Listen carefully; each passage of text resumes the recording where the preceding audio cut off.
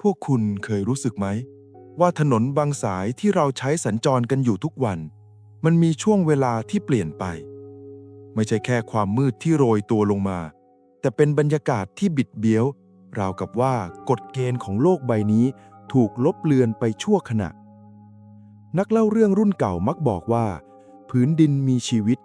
และถนนที่ตัดผ่านป่าลึกก็เปรียบเสมือนรอยแผลที่ไปรบกวนการหลับไหลของบางสิ่งค่ำคืนนี้ผมจะพาทุกท่านดิ่งลึกไปกับบันทึกประสบการณ์จากเรื่องจริงของคุณเก่งวิศวกรหนุ่มผู้มีชีวิตอยู่กับตัวเลขและเหตุผลจนกระทั่งเขาได้ย่างกรายเข้าไปในเส้นทางที่เหตุผลใช้การไม่ได้คืนนั้นเป็นช่วงปลายฝนต้นหนาว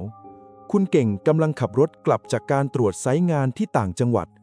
เส้นทางที่เขาใช้คือทางหลวงสายรองที่ตัดผ่านเทือกเขาเขียวขจีในช่วงเวลาตี 2โลกภายนอกกระจกรถถูกกลืนกินด้วยสีดำสนิท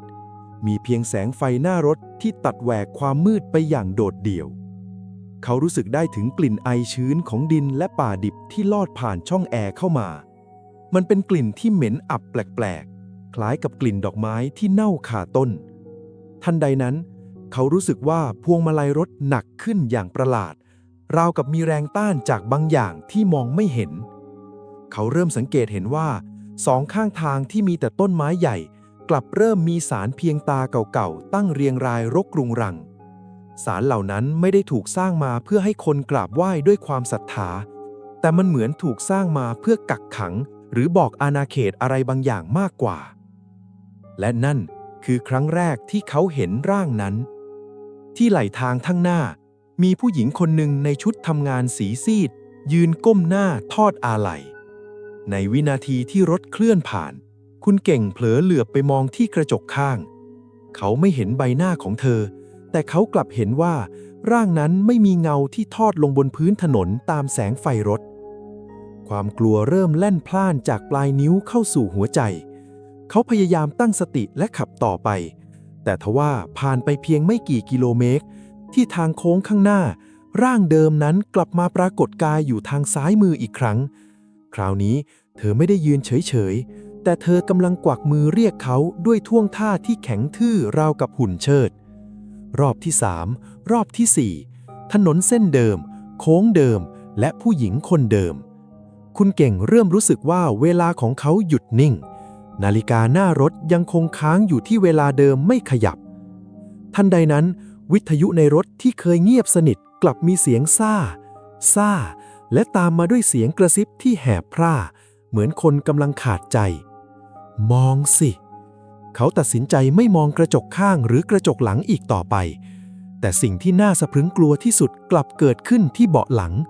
เขารู้สึกได้ถึงน้ำหนักที่กดทับลงบนเบาะจนหน้ารถเชิดขึ้น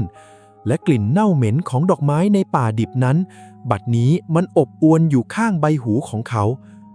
ได้ยินเสียงลมหายใจที่เย็นเฉียบมันไม่ใช่ลมหายใจของคนแต่มันคือเสียงหวีดหวิวของลมป่าที่ลอดผ่านลำคอที่แห้งผากทางตันแล้วเสียงนั้นกระซิบเบาๆในวินาทีนั้นแสงไฟหน้ารถของเขาดับวูบลงทุกอย่างกลายเป็นความมืดที่สมบูรณ์แบบคุณเก่งกำพวงมาลัยแน่นเขาบีบแตรยาวลากเสียงดังสนั่นไปทั่วหุบเขาราวกับว่าเป็นการประกาศก้องว่าเขาจะไม่ยอมตกเป็นส่วนหนึ่งของอาณาเขตนี้เมื่อเสียงแตรเงียบลงแสงไฟจากเสาไฟฟ้าต้นแรกของเขตชุมชนก็สว่างวูบขึ้นเขาหลุดออกมาได้แล้วเมื่อเขาขับรถมาจอดที่ร้านค้าและตรวจสอบกระโปรงหลังเขาพบว่ามีเศษดินเลนสีดำและกลีบดอกไม้ป่าที่เหี่ยวเฉาติดอยู่เต็มไปหมดทั้งที่เป็นช่วงที่ฝนได้ไม่ตกมานานแล้วเรื่องราวนี้สอนให้เรารู้ว่าถนนไม่ได้มีไว้เพื่อการสัญจรเท่านั้นแต่มันยังทำหน้าที่เชื่อมต่อระหว่างภพภูมิที่ซ้อนทับกันอยู่บางครั้งสิ่งที่คุณเห็นริมทางอาจไม่ใช่คนที่หลงทางแต่เป็นเจ้าของพื้นที่เดิมที่กำลังเฝ้าดูว่าใครจะเดินหลงเข้าไปในกับดักของกาลเวลาคืนนี้หากคุณต้องขับรถผ่านป่าลึกเพียงลำพังอย่าลืมมองเพียงถนนตรงหน้าเพราะบางสิ่งที่นั่งอยู่เบาะหลัง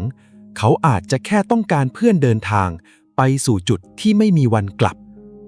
และหากคุณรู้สึกว่าเรื่องราวในค่ำคืนนี้ได้สั่นประสาทและทำให้คุณตั้งคำถามกับความว่างเปล่ารอบกาย อย่าลืมกดติดตามและกดกระดิ่งแจ้งเตือนรายการจุดตัดมิติเร้นเอาไว้